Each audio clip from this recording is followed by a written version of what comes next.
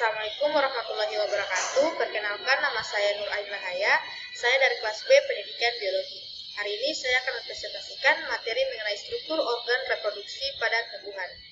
Nah, di mana yang akan saya bahas mengenai struktur reproduksi yaitu yang pertama yaitu mengenai benang sari. Nah, di mana benang sari ini adalah struktur reproduksi jantan pada angiospermae dan terbuat dari kepala sari yang mengandung serbuk sari. Tentunya dia terletak di ujung tangkai yang disebut yang namanya filamen. Nah, mereka ini terdiri dari lingkaran ketiga dalam bunga, antara lingkaran kedua yaitu kelopak dan keempat yaitu karpel, di mana struktur reproduksi jantan ini dia terlibat dalam produksi butiran serbuk sari yang menghasilkan gamet jantan, di mana terdapat namanya butir polen atau gametofit jantan. Tentunya dia berkembang dan matang di dalam kepala sari yang terletak di bagian terminal filamen. Nah, ini bisa diperhatikan yaitu gambar di mana gambar mengenai penampang melintang bagian atas kuncup bunga yaitu gooseberry. Di sini bisa diperhatikan bagian-bagian dari gambar tersebut. Nah, di mana pada permukaan tersebut terdapat stigma yang menciptakan kondisi fisiologis yang optimal untuk butir serbuk sari, di mana untuk kompatibel untuk berkecambah karena sekresi gula bersama dengan berbagai akratan dan enzim ini dilepaskan di sepanjang permukaan stigma dan lapisan serbuk sari, di mana terlibat dalam proses pengenalan yang memungkinkan butir serbuk sari yang berkecambah dan menghasilkan tabung serbuk sari. Nah, di sini adapun pada tahap paling awal kepala sari ini dia terdiri dari massa sel meristematik yang seragam, di mana dalam meristem ini dia memiliki 4 kelompok sel yang terpisah, di mana ada jaringan sporogen.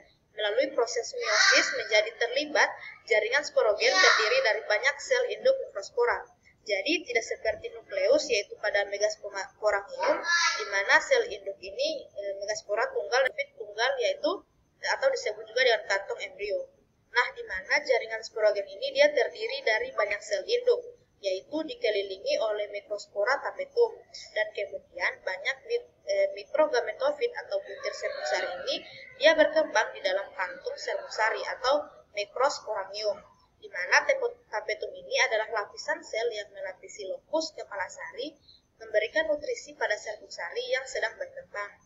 Di mana kepala sari ini biasanya memiliki 2 lobus, yaitu longitudinal yang disatukan oleh pita sel parenkim yang disebut jaringan ikat, yang merupakan kelanjutan dari filamen, di mana setiap lobus antera ini dia mengandung 2 kantung serbuk sari atau lokus longitudinal, di mana butir-butir serbuk sari diproduksi. Di mana juga ini sebagai pita vaskular tunggal memanjang dari filamen ke pusat ikat berlanjut ke antera. Nah, di sini bisa diperhatikan gambar pada bagian C dan pada bagian D, ada pada tahap akhir pematangan butir serbuk sari.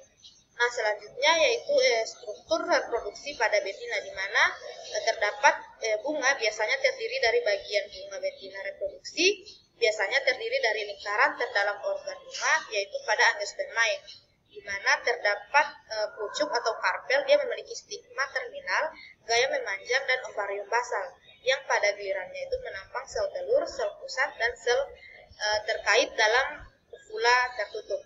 Di mana jika hanya ada dalam karpel di dalam ovarium itu dikatakan monokarpus.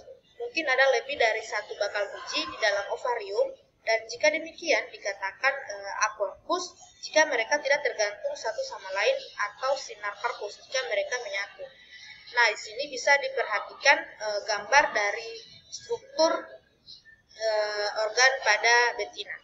Mungkin sekian dari saya. Wassalamualaikum warahmatullahi wabarakatuh.